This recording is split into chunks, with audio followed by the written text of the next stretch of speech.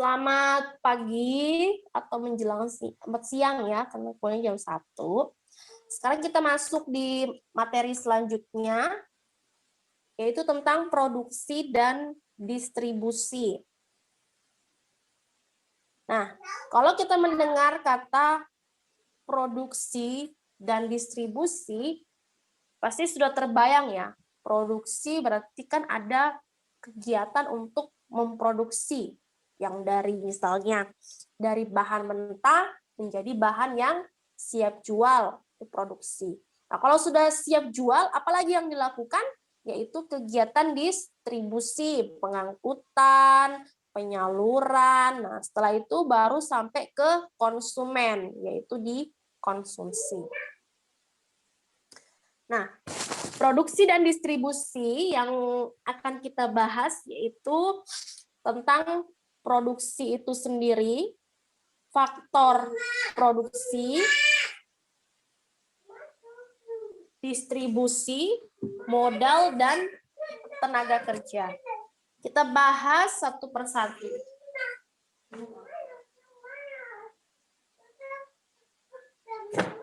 Oke, sekarang kita bahas tentang produksi. Nah, kalau berbicara tentang produksi, pasti kan ada proses input, yang mana input itu kita mencari bahan bakunya dulu. Karena apa yang mau diproduksi kalau tidak ada bahan baku?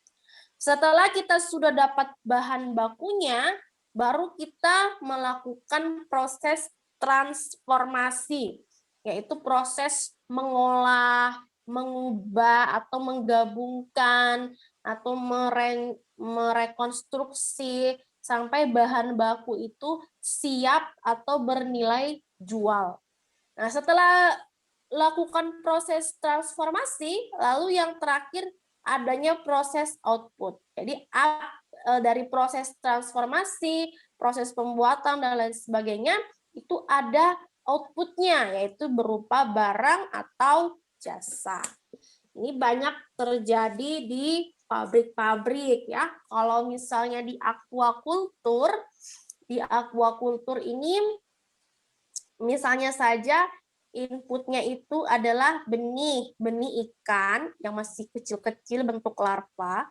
Kemudian kita pelihara sedemikian rupa sampai dia tumbuh menjadi besar dan layak jual. Nah, setelah itu ada output. Outputnya apa? Yaitu ikan dalam bentuk dewasa.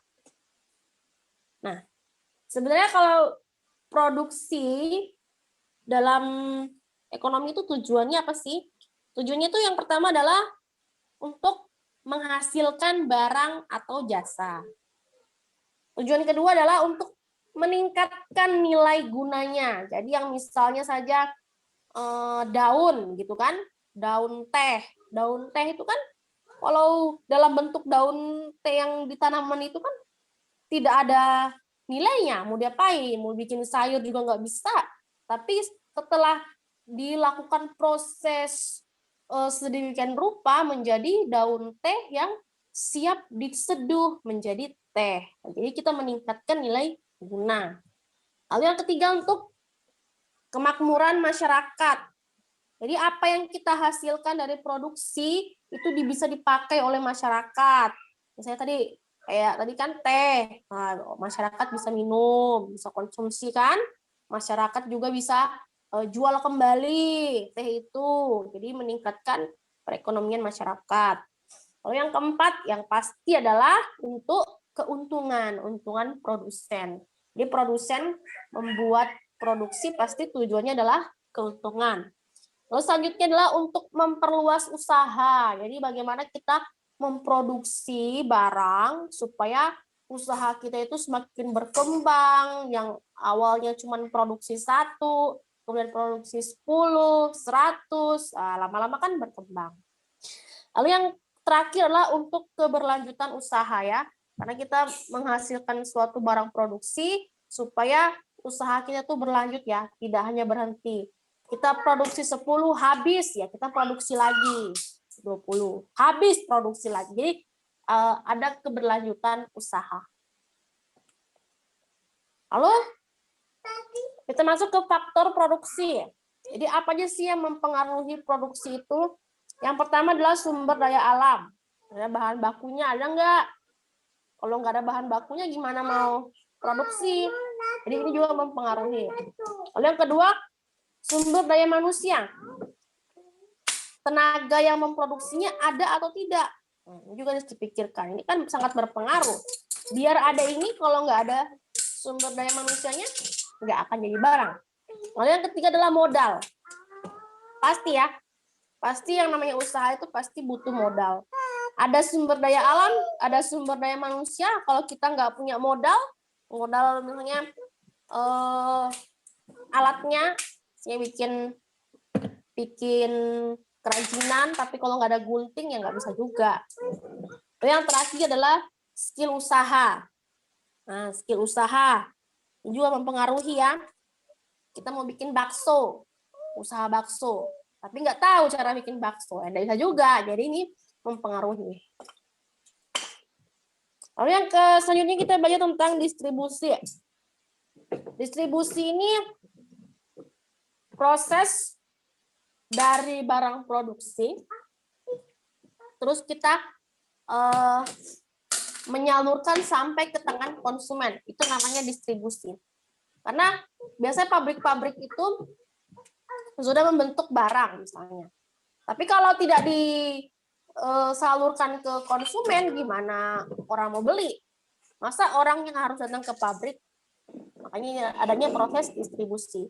Nah, proses distribusi itu apa? Biasanya saja transportasi, pengangkutan barang, kemudian penyimpanan di gudang. Nah, itu masuk di proses distribusi. Nah, distribusi itu ada terbagi. Ada distribusi langsung, semi langsung, dan distribusi tidak langsung.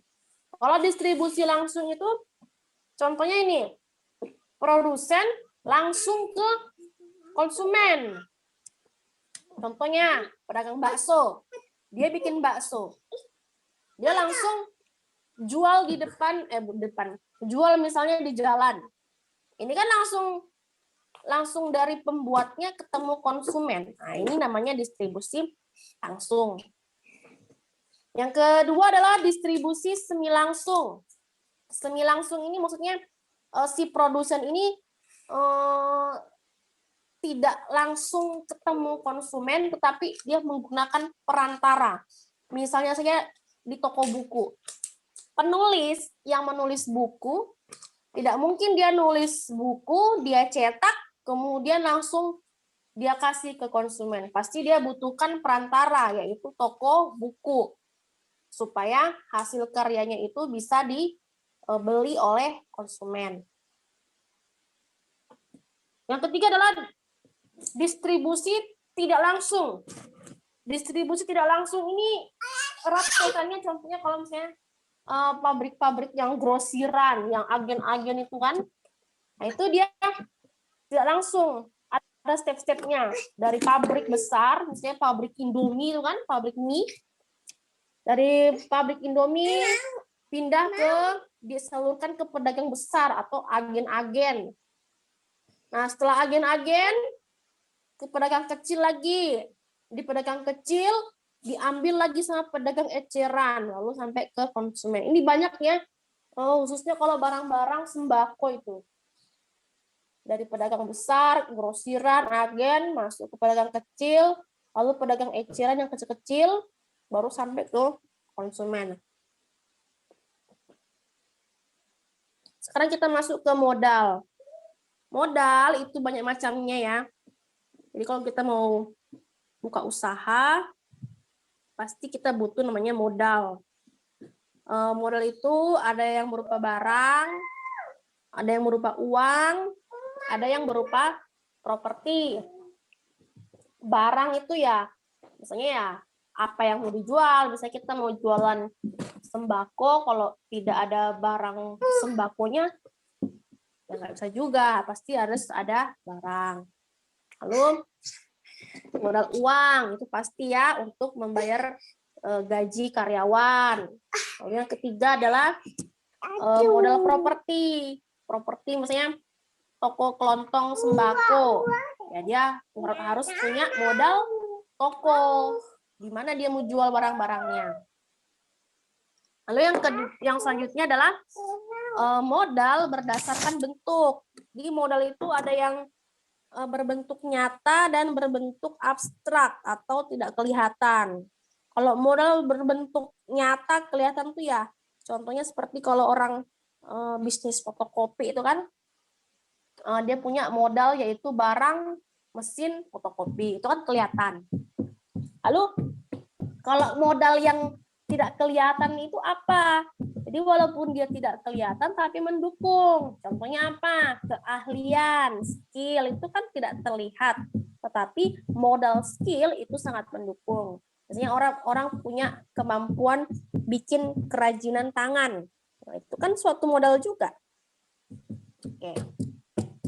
Selanjutnya adalah modal menurut sifat. Ada modal tetap, tahan lama. Misalnya pedagang bakso, dia punya kompor. Ini kan tahan lama, bisa dipakai berkali-kali.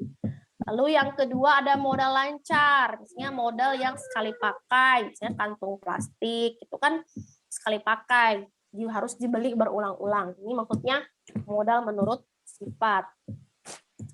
Nah, yang selanjutnya adalah tenaga kerja.